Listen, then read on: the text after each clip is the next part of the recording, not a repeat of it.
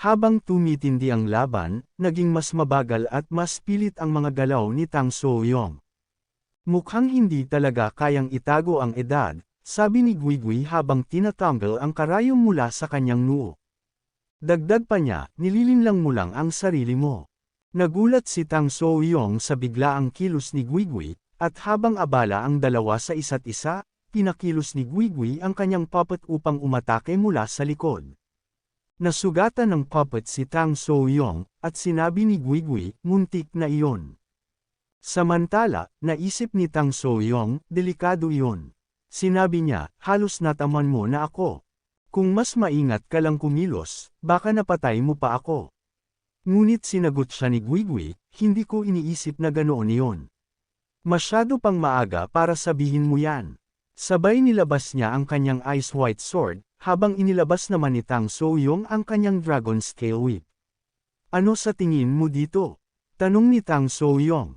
Pinapaalala nito sa akin ang mga alaala na matagal ko nang kinalimutan. Nagkaharap ang dalawa, parehong handa para sa laban. Sa kanilang nakaraan, habang naglalakad ng matiwasay si Guigui, bigla siyang nagulat nang makita si Tang So-yong na nakikipaglaban sa ilang kalalakihan.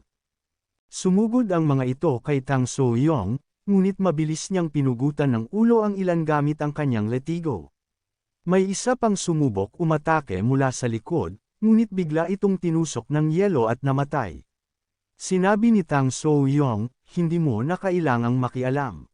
Sinagot naman siya ni Guigui, kung ganoon, huwag mo akong intindihin at magpatuloy ka sa iyong lakad. Sabay alis ni Guigui. Kinagabihan, nakarating si Guigui sa isang kuweba, na sinundan ni Tang So-yong. Habang kumakain, sinabi ni Tang So-yong, narinig ko na may isang puting buhok, puting mata na multo na gumagala sa merm. Pero hindi ka mukhang multo. Hindi dapat paniwalaan ang mga chismis. Nagpakilala si Tang So-yong, ako ang patriarch ng Tang family ng Sichuan, sabay abot ng tubig kay Guigui. Sa umaga, naglakad sila ng magkasama. Sinabi ni Tang So-yong, sa totoo lang, hindi pa ako opisyal na patriarch. Pero hindi maganda ang kalusugan ng aking ama, at ako ang pinakamalakas sa lahat ng junior sa Sichuan. Sisiguraduhin kong mawawala ang mga Nokrim sa Sichuan. Kapag napugutan ko na ang tatlong pinakamatitinding Nokrim, matatapos na ang lahat. Di nagtagal, nakarating sila sa bahay ni Tang So-yong. Tuwang-tuwa si Tang So-yong na ipakilala si Guigui. Ngunit sa loob, nagtanong ang ina ni Tang So-yong, ang Tianshan Snow Girl. Hindi ba't ikaw ang hinahanap ng Merm Union at may patong sa ulo?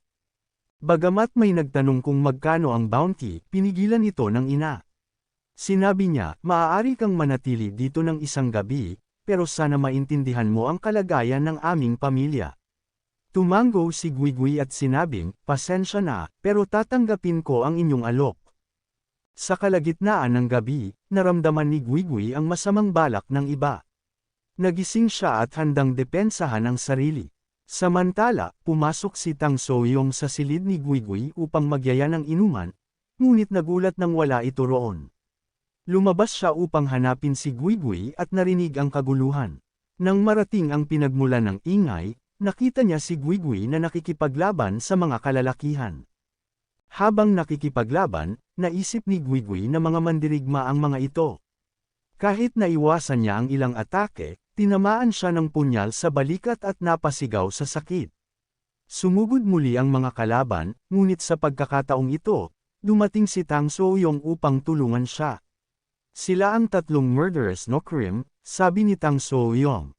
Nagawa nilang talunin ang mga kalaban, ngunit nagulat si Tang So-yong nang makita ang mukha ng isa sa kanila, ito pala ang kanyang ina. Dahil sa sobrang pagkagulat at pighati, nawalan ng kontrol si Tang So-yong. Sa gabing iyon, 1,137 miyembro ng Tang family ng Sichuan ang namatay sa kamay ni Tang So-yong. Ngayon, sabi ni Tang So-yong kay Guigui sa kasalukuyan, wala nang atrasan. Muling naglaban ang dalawa, at ang pagsalubong ng kanilang mga atake ay nagdulot ng matinding pagsabog sa paligid. Sabay silang bumaba sa lupa, sabay mabilis silang nagbigaya ng kanilang mga atake. Hinagisan ito ni Tang So-yong ng kanyang needles pero hindi niya nagawang tamaan si Guigui. Sabay sumulpot si Guigui sa itaas ni Tang So-yong sabay atake niya dito. Hindi niya nagawang tamaan ito at habang umilag si Tang So-yong, gumawa na rin ito ng kanyang atake. Inihagis niya ang kanyang letigo at tumusok ito kay Guigui. Sabay mabilis niyang hinayla ito. Kaso ang akala niyang napinsala na si Guigui, bigla itong sumulpot sa kanyang likuran kaya laking gulat niya dito.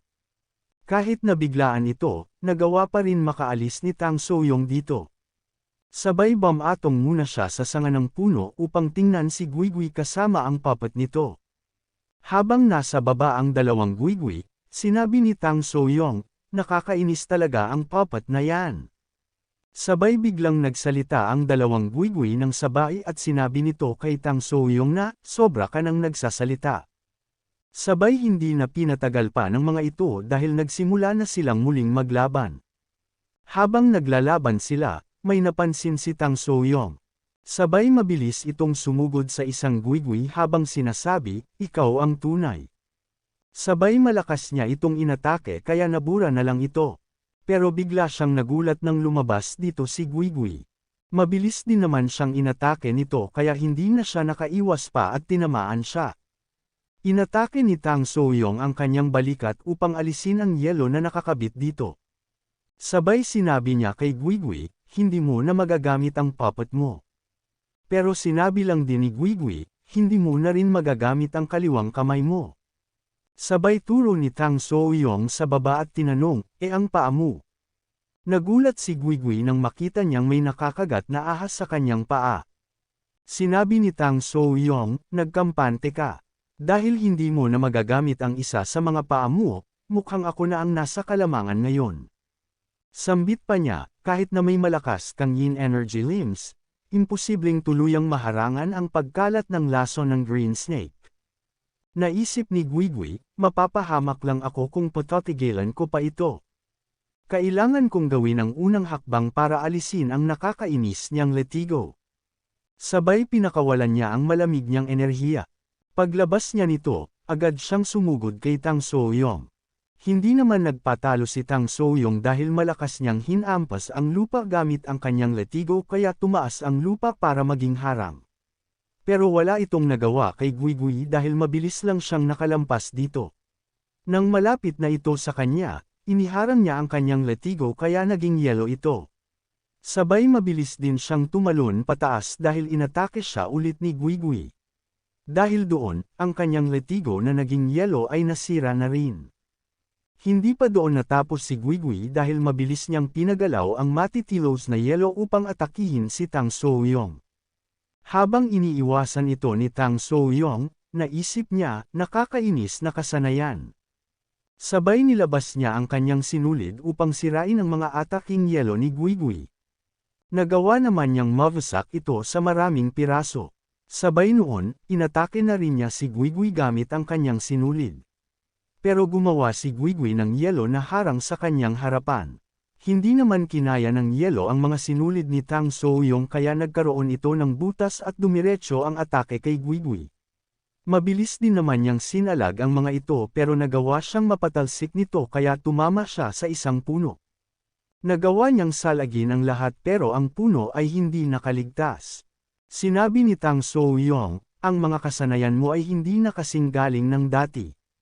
Siguro dahil hindi mo na magamit ang isa sa mga paa mo. Pero sinagot lang siya ni Guigui, ikaw ang mukhang pagod na. Wala na rin sigurong magagawa ang edad mo. Napaikan dito si Tang So-yong at sinabi nito, mukhang kailangan kong tahiin ang bibig mo. Pero tinanong lang siya ni Guigui, sigurado ka na ba dyan? Sinagot siya ni Tang So-yong, hindi na kailangan ng salita pa. Sabay mabilis silang sumugod sa isa't isa habang sinasabi na tatapusin na nila ito. Ang salpukan ng dalawa ay makikita sa malayo. Samantala, sa kabilang lugar naman, naroon si 77 na nakikipaglaban kay Phantom Demon. Mabilis siyang umiiwas sa mga atake nito sa kanya. Ang atake ng Phantom Demon ay tumama sa sahig kaya nawasak ito. Sinabi nito kay 77, mabilis ka. Sabay mabilis din siyang lumapit dito kaya nagulat na lang si 77. Nakaiwas naman siya kaya ang pader ang nawasak. Sabay noon, kinuha ni Phantom Demon ang espada na naalis sa dingding at ginamit ito bilang sandata. Mabilis siyang sumugod kay 77 at balak niya itong hiwain. Pero nang malapit na ito, nagawa niyang mapigilan gamit ang kanyang Dragon Silk. Tinanong ito ni Phantom Demon, iyan ba ang legendary thread ng Dragon Silk na hindi kayang putulin ng kahit anong espada? Sinabi ni 77, ito ay isang mahiwagang sandata na tinatawag na 10,000 strikes of a pair of beads.